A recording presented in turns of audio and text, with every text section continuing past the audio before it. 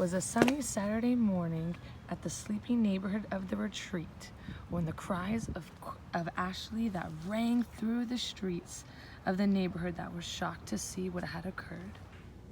I will never forget that chilling scream. I was in my kitchen getting ready to make breakfast for my roommates.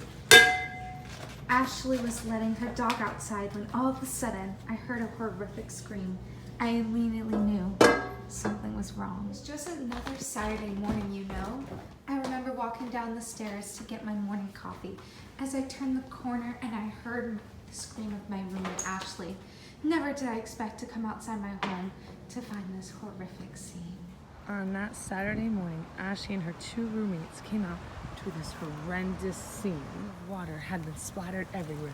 The pool looked like it had been stomped and trampled on. The girls quickly called 911 to investigate the scene.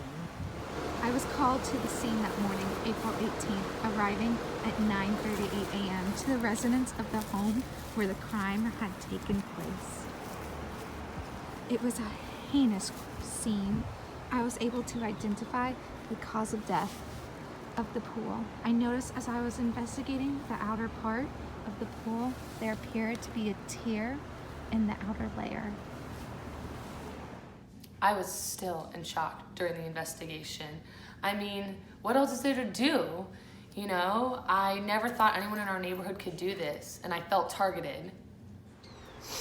You know, the retreat is a quiet, you know, little town neighborhood filled with good kids and good people, and it was a real shock to the community to hear about this crime, and unimaginable that this could happen in their little community, and it did, and right under their noses.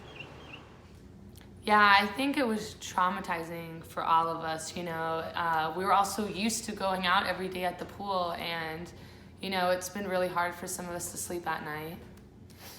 I mean, it was scary to imagine that this all quickly happened.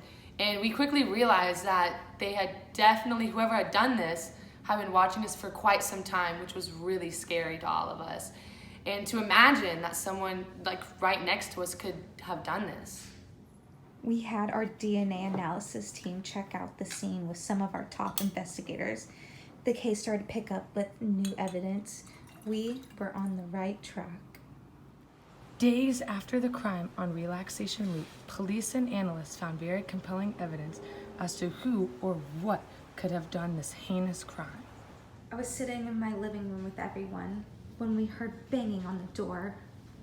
It really startled all of us, especially not knowing who could be out there.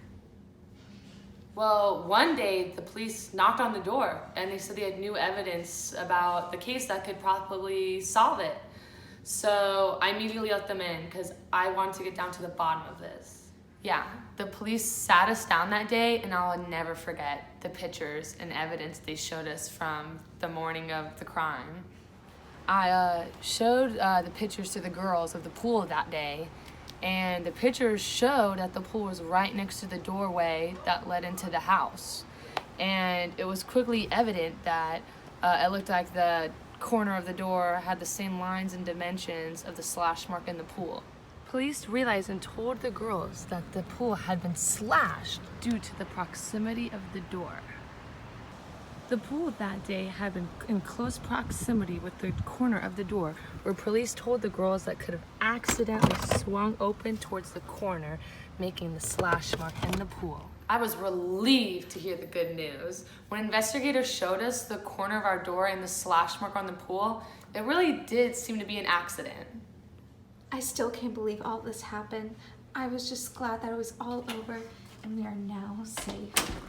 Today, all the residents at the retreat are still well in their quiet little neighborhood, and the girls were able to quickly move on and even added a new pool for all of the residents to nicely enjoy.